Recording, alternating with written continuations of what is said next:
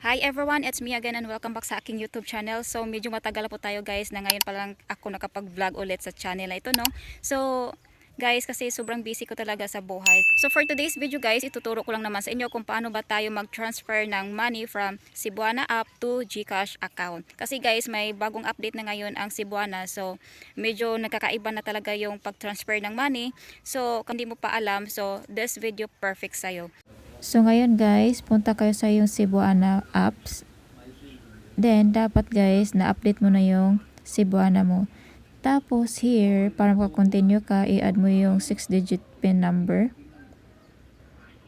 Then now, mapunta ka na dito sa ilang panibagong dashboard. So once ma-update mo na yung Cebuana app mo guys, ganito na yung homepage niya. So here, meron may wallet, meron din may savings. At makikita mo din yun ang account number mo sa ibaba. So next is punta tayo sa send money. Kasi mag-send tayo ng money papunta sa GCash. Then itap mo yung send money. Scroll up mo lang siya guys. Here makita mo yung send money to other bank. Yung pinaka ibaba. So, dito sa ibaba guys, makita mo yung GCash.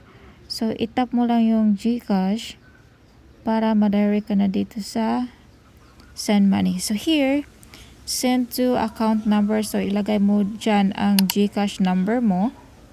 Next, and account name. So, i-add mo lang yung complete name mo dyan.